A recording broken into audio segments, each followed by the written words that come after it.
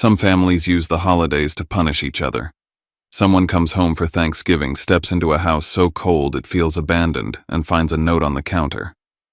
We went on a cruise. You handle him. The person left behind isn't a chore. He's a dying stepfather shivering in the dark. And the cruelest part isn't the silence. It's the realization that sometimes family can be the place where a life is quietly set up to disappear. Before we dive into today's story, let us know where you're tuning in from. It's always amazing to see where our stories travel. Don't forget to subscribe so you won't miss the next twist in this journey. Now, let's listen to him from the heart. My name is Keaton Rusk. I'm 30 years old, and I've spent my entire life in Toledo, Ohio, learning how to stand just slightly behind everyone else. In my family, I've never been the one out front. I'm the one who stays late to clean up what's left over, who fixes what breaks, who carries the weight when things get uncomfortable. I'm useful, reliable, necessary. But never, not once, have I heard the word proud spoken in my direction without hesitation. That word has always belonged to my older brother, Pierce. Pierce Rusk is the kind of man my parents like to talk about at dinner. A lawyer. Well-spoken. Confident. The kind of success that looks good when you say it out loud to neighbors or relatives. Whatever Pierce says is treated like a finished argument. Whatever he does is praised before the results even come in. My mother Marlene has a habit of comparing without ever raising her voice. She doesn't shout. She doesn't need to. Her favorite line is always delivered calmly, like a fact no one can dispute. You always make things more complicated than they need to be. It's the sentence she uses to end conversations, not start them. My father Gordon is quieter. He rarely takes sides out loud. But in this house, silence is a side.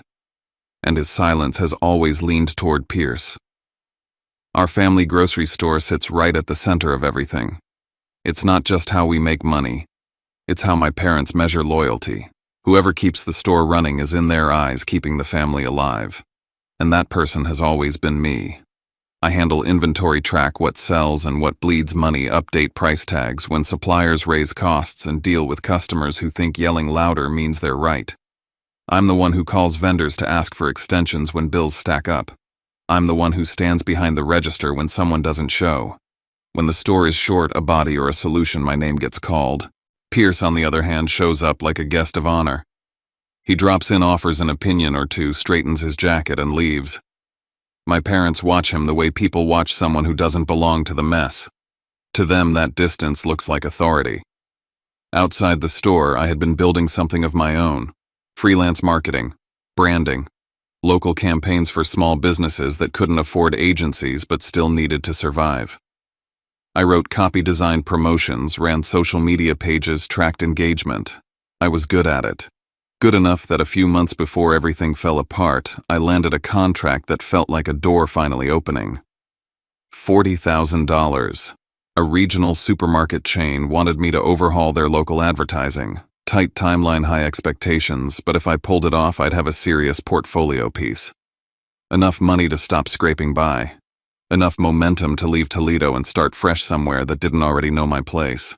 I remember sitting in a downtown coffee shop with my laptop open, the contract pulled up on the screen.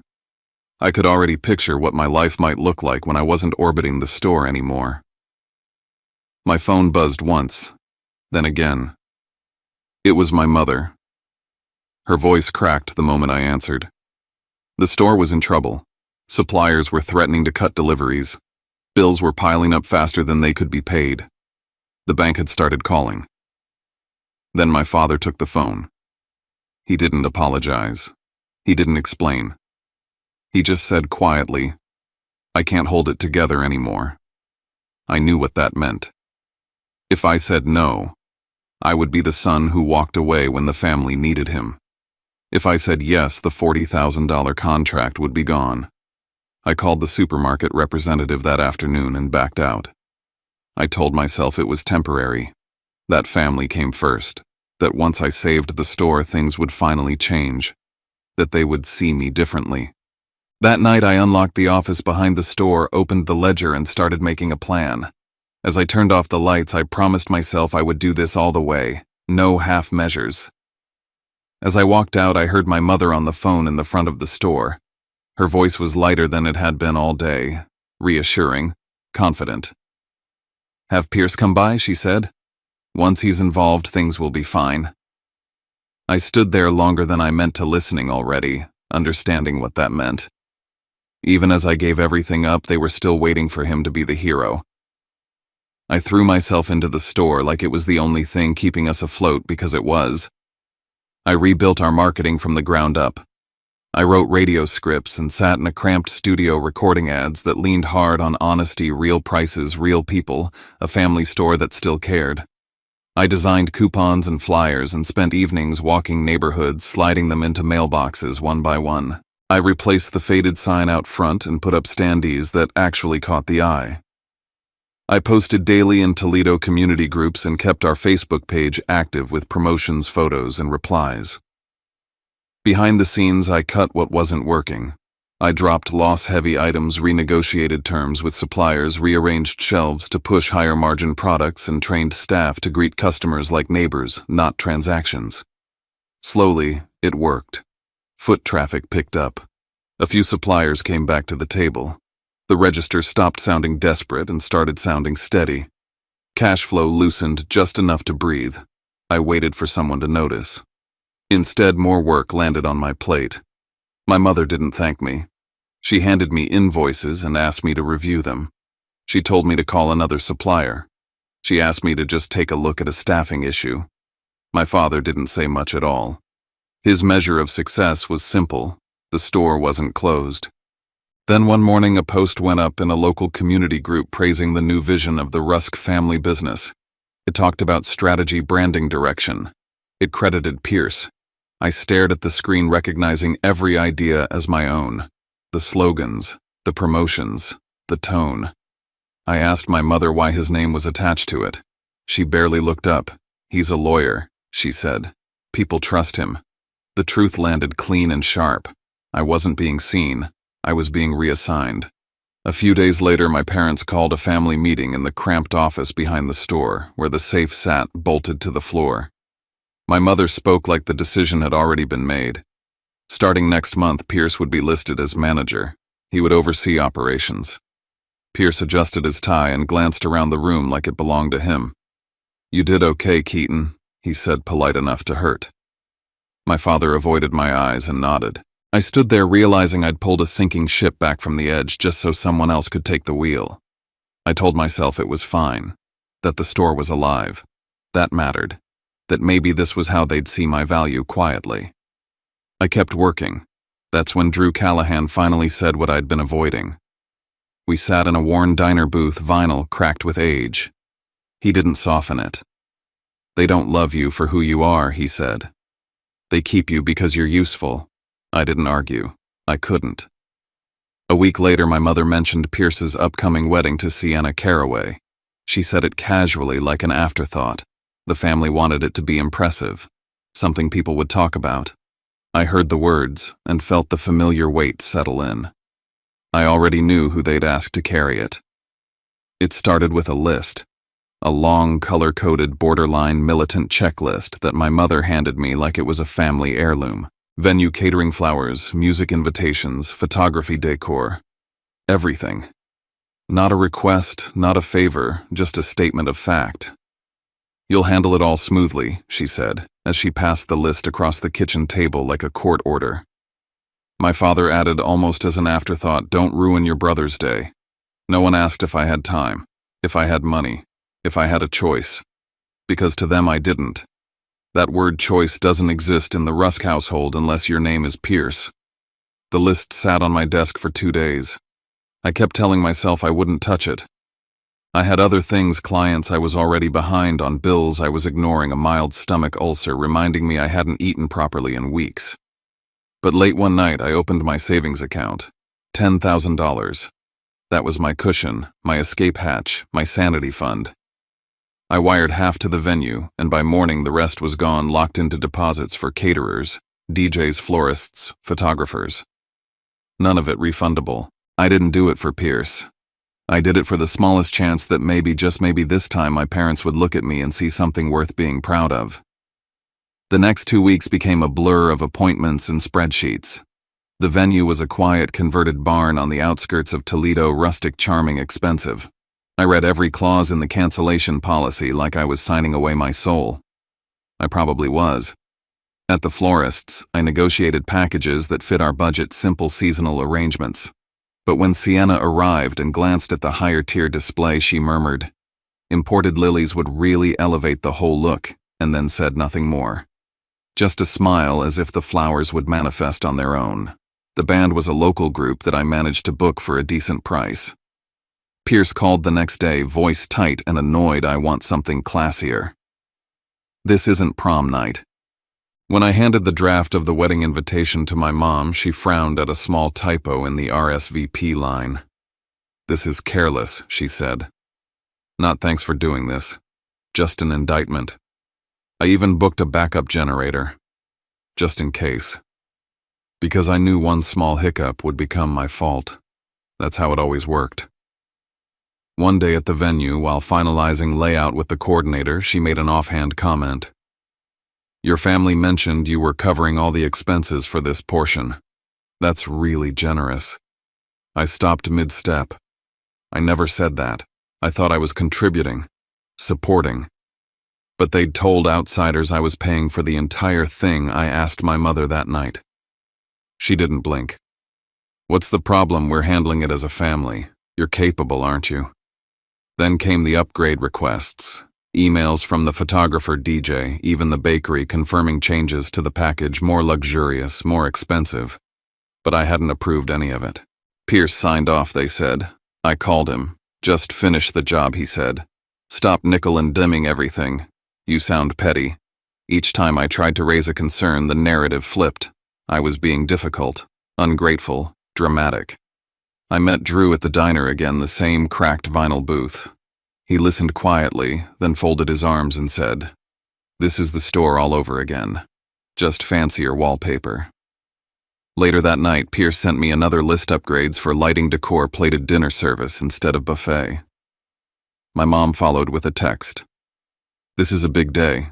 Don't embarrass the family." And just like that, the ground beneath me shifted again. Only this time I knew I wasn't just being used. I was being set up. There comes a point where the weight stops feeling heavy. It just feels endless. The wedding planning swallowed my life. Mornings at the store, afternoons chasing down vendors, evenings stuck behind a screen, troubleshooting menus and floor plans. My freelance clients stopped calling after I missed another round of deadlines. A few left quietly. One emailed a formal termination notice. But no one in my house asked how I was holding up. No one noticed. Or maybe they did and they just didn't care.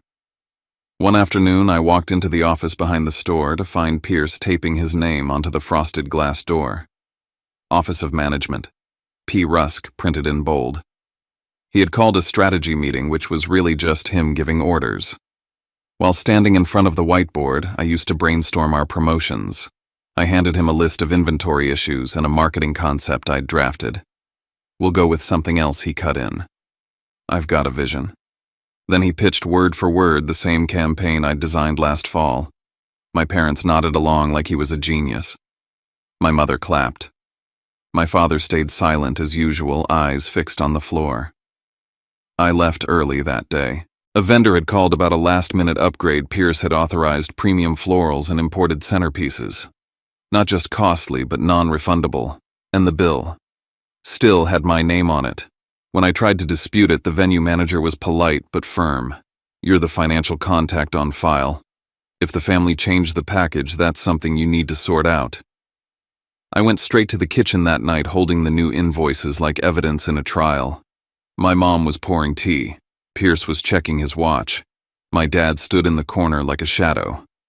"I didn't approve these upgrades," I said. "They're thousands more than the original quote." "It's your brother's wedding," Mom replied without looking up. "If you can't handle it, say so. Don't make this a problem." I turned to my dad. "Don't cause trouble," he muttered. And that was it. That's all I got. Sienna, for her part, was more graceful, more polished in how she turned the screws. During a tasting session, she showed me Pinterest boards of lavish centerpieces and crystal chandeliers. "I just think "This look is so timeless," she said. "Everyone's doing it." She didn't say I had to pay for it. She didn't have to. The implication hung there. If you cared about how this family is perceived, you'd make this happen. Then she slipped up. As she walked out with her phone still unlocked, I saw a message thread with Pierce. He promised it would be big, classy, nothing low budget. Of course he did. Because to him, it was easy, he wasn't the one footing the bill. That night I got an alert from my bank. A pending hold on a vendor charge I didn't authorize over $3,000 for a luxury rental company. I called the hotline. "Yes," the rep said. "This was done with your billing address. Last 4 digits match the card you have on file." I hadn't given that to anyone, but my family had access.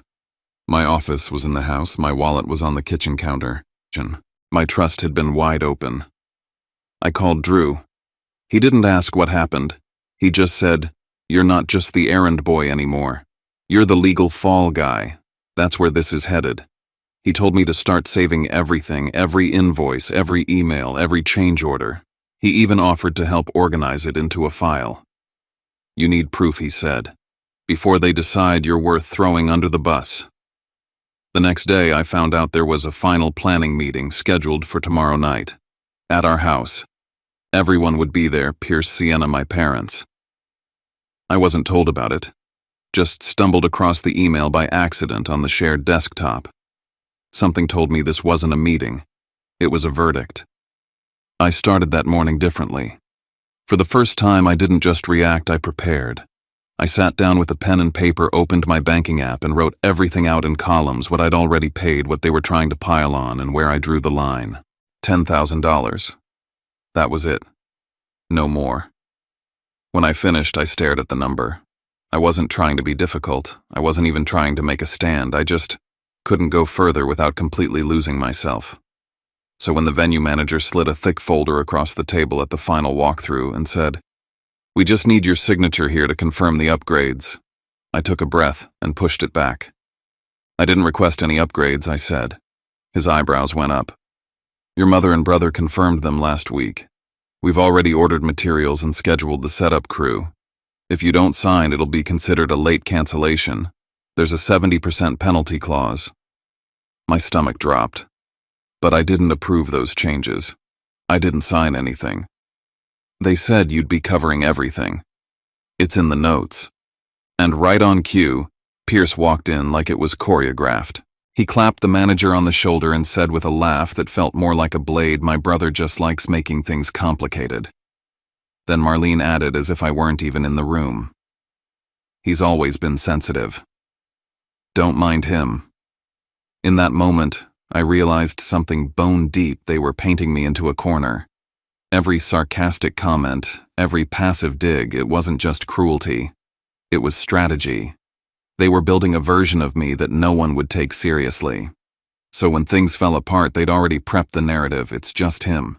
He's unstable. He couldn't handle the pressure. I left that walkthrough with a pounding in my chest and a weight I couldn't shake. That night I pulled every contract I'd signed, reread every clause, every signature block. And what I found chilled me. There were clauses about penalties, about guarantees, about who held liability for final payment. And in more than a few, my name was the only one listed. My contact info, my address, my email. They'd used me more than I even realized. The next day, the bakery called about a delayed payment. Then the DJ emailed confused about a new sound package I hadn't heard of. It wasn't just the wedding spinning out, it was the family store, too. We had supplier issues, stock shortages, a part-time cashier who'd quit with no notice, and Pierce. He fumbled everything. When vendors pushed back, he sent angry emails or ghosted them. When customers complained, he blamed the staff. Then he turned around and accused me of abandoning the store. Marlene stepped in like it was an emergency board meeting. "You need to be more involved," she snapped. "This family needs you to hold things together." Right. Now I was good enough. They didn't want me at the table, but they needed me under it, holding the legs steady. That's when Drew sent the screenshots. A post in a local Toledo wedding group. A vendor gushing about how generous the groom's brother has been with everything. A comment below it, I heard he's handling the entire budget, what a rock for his family. Pierce's name wasn't mentioned. Mine was. I didn't respond. I didn't share or react or confront. Instead, I just stared at the screen and felt the story lock into place. Outside the house, I was the good brother, the reliable one. Inside, I was disposable, convenient, quiet. That night, a text came in from Pierce. It wasn't a question, it was a list. Champagne upgrades, lobster edition, late-night taco bar, lighting package, another photographer just in case, and then the dagger. If you can't handle this, just don't show up tomorrow. You'll only embarrass us. 10 minutes later, Marlene followed up with a message of her own. All I've ever asked is that you don't ruin things. Do what's right. After the wedding, everything will settle. Settle no. That wasn't peace. That was prison. That was a muzzle and a leash wrapped in a bow. I looked at their words and I knew exactly what they meant. If I stayed quiet, they'd keep using me. If I spoke up, they'd blame me. So for once, I planned something of my own. And this time, it wouldn't be for them. I didn't sleep the night before the wedding. I was up tracking invoices, handling refund requests from a supplier we hadn't paid, fielding frantic texts from 2 employees threatening to quit. I was burnt out. But strangely, I wasn't panicked anymore. Something inside me had burned away.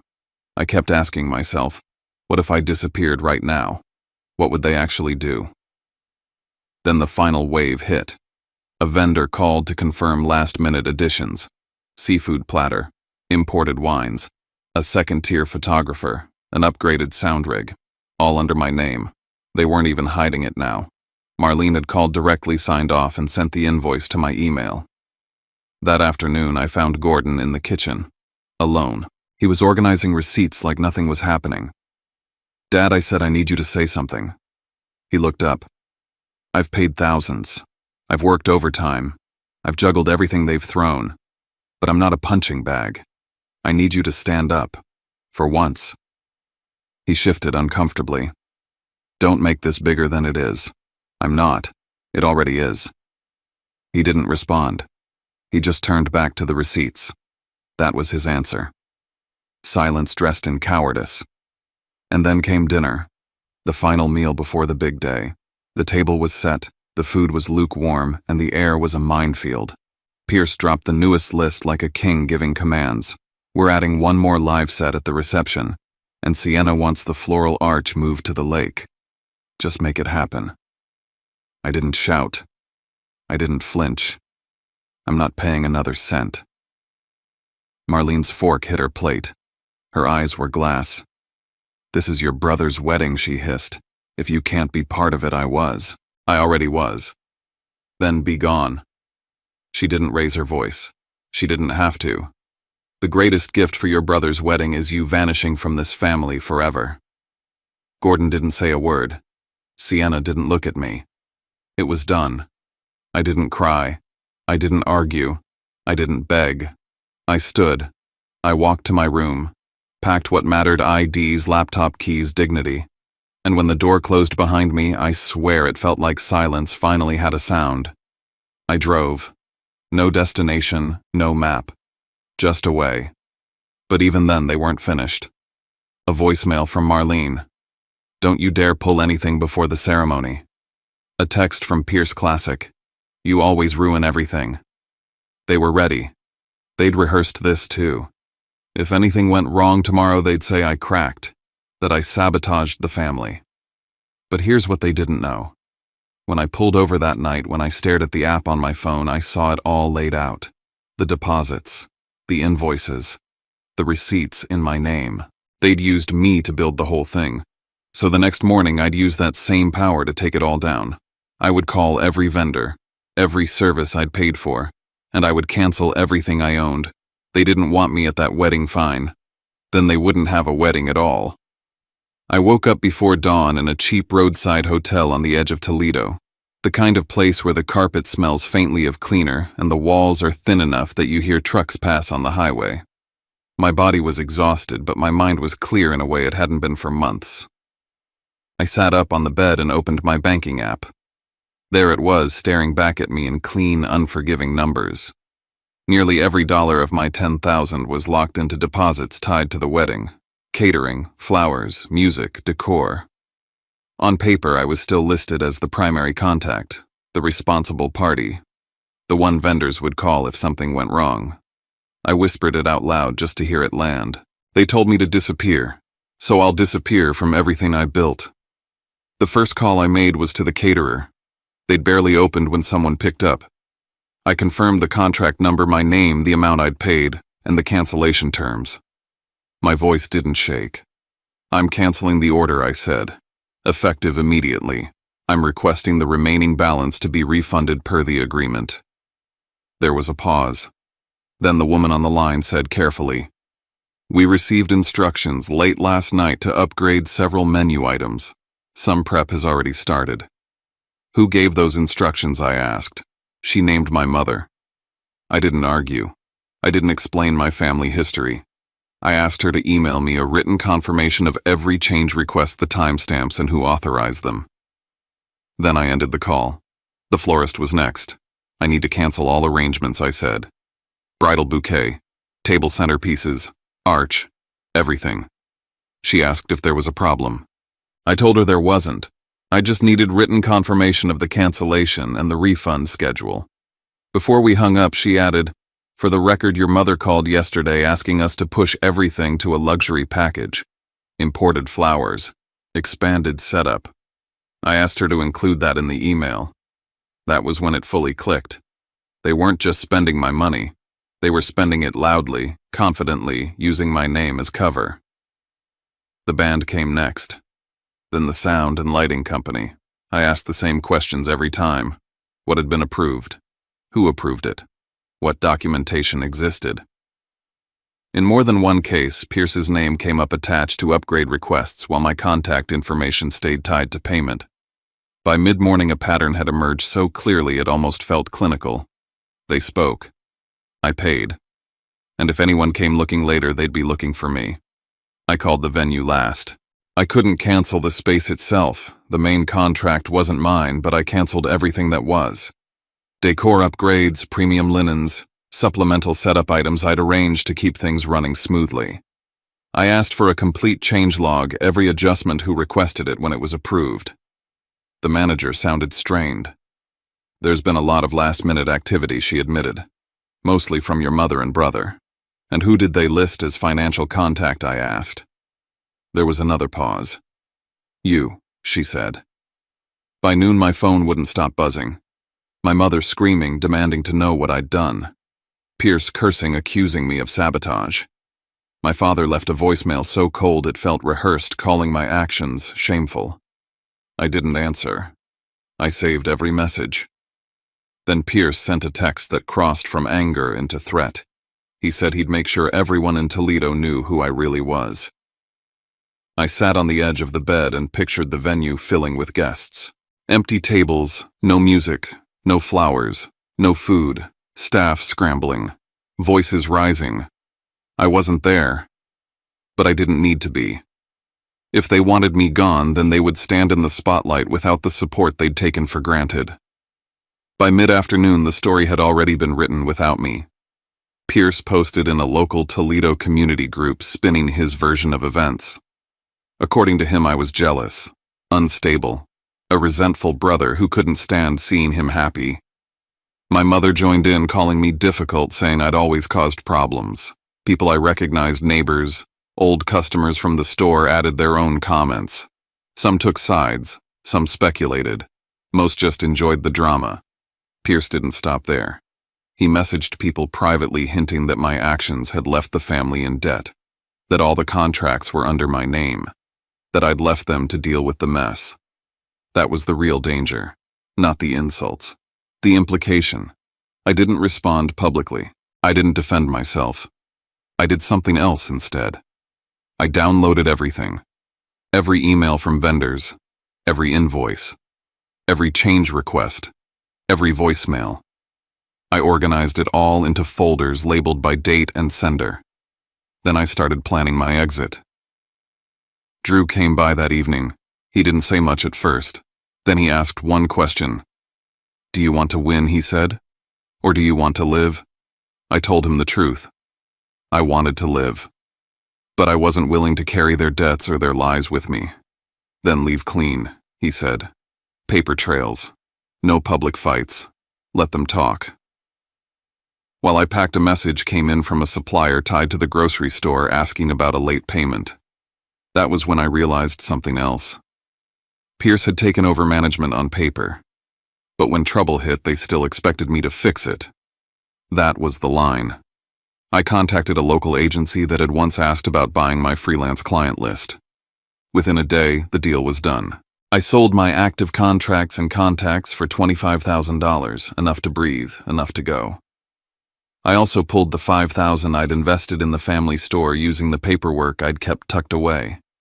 I didn't tell my parents. I didn't warn them. I booked a one-way ticket to Santa Fe, New Mexico, somewhere far, somewhere quiet. Before I left, a letter arrived from my mother, handwritten. She said she was sick, that the family needed me, that this was bigger than old arguments. I read it once. Then I wrote back a single sentence. I wished her well. I said I wasn't coming back. I blocked their numbers, archived the emails, kept the files. For years I thought disappearing meant being erased. Now I know better. Sometimes disappearing is how you finally stay whole. I used to believe that family, no matter how flawed, no matter how sharp the edges, was something you endured. That if you just bent a little further, gave a little more, swallowed a little deeper, things would eventually smooth over. That they'd see your worth. That if you stayed long enough, loyal enough, quiet enough, they'd love you right. But what I've come to understand is this: some people only recognize loyalty as a currency to be spent. Not earned, not nurtured, just drained. And when they run out of things to take, they don't thank you. They accuse you. They turn the story inside out until you're the villain, until the bruises on your back from carrying them become proof that you fell, that you failed. That's what happened to me. They told me to disappear. And when I finally did, they panicked, not because they missed me, but because they lost their leverage, their safety net. The person who paid the bills, fixed their messes, smoothed the cracks in their reputation. In leaving, I learned something powerful: love that demands silence is not love. Responsibility without respect is not duty, it's manipulation. And family that only wants you as long as you're useful isn't family at all. It's a system, a machine. One that doesn't notice when you're bleeding, only when you stop producing. So I walked away. Not because I stopped loving them, but because I started loving myself enough not to be collateral in their dysfunction. I didn't leave in a storm of anger. I left in stillness. With receipts, with records, with a backbone that took years to build. I left with enough distance to see the truth clearly for the first time. I used to think starting over meant failure. That if I moved to a new city, changed my number, closed the door, I was running away. But now I know it wasn't escape. It was return. A return to myself. Because I'm not the roles they assigned me. I'm not the scapegoat. I'm not the problem solver on demand. I'm not the quiet one in the corner who always forgives. I am a whole person. I have boundaries. I have a future that doesn't need their permission to unfold. And in Santa Fe, every morning that I wake up without dread in my chest, every night I sleep without rehearsing my defense, I realize peace isn't earned through endurance. It's claimed through choice. So if you're listening to this and you've ever felt guilty for pulling back, for saying no, for choosing yourself, I want you to know you're not wrong. You're not selfish. You're just learning how to stop bleeding for people who wouldn't bandage you if you were the one on the floor. Some endings don't come with closure. Some apologies never arrive. Some truths get twisted until you hardly recognize them. But none of that defines you. What defines you is what you choose next. And me, I chose the door. I chose the silence. I chose the long road out of town. And somewhere along that road, without even realizing it, I found something that all those years of sacrifice had nearly buried. I found myself. There's something about hearing a story like that, it lingers, doesn't it? Not because of the drama, but because deep down many of us know what it feels like to carry too much for too long. To be told we owe our silence, our energy, even our absence, just to keep the peace. And yet peace built on quiet sacrifice isn't peace at all, it's a slow erasure. What we've just heard isn't about revenge or bitterness. It's about reclaiming the right to exist fully without needing anyone's permission. Sometimes the kindest thing we can do for ourselves and for others is to step away with grace. Not to punish, not to prove a point, but simply to breathe again. To draw a line where we were once only seen as a resource. These stories remind us boundaries are not walls, they're doors. And when one closes, we just might find the courage to open another. One that leads us back to who we really are. If something in this story touched you or made you reflect and you feel like sharing just a few words, if you'd like, we read every comment. And if you'd like to walk with us through more voices like this, you're warmly invited to subscribe. This is a space for stories, but more than that, it's a space for listening. Until next time, take care of your heart, and we'll see you again soon.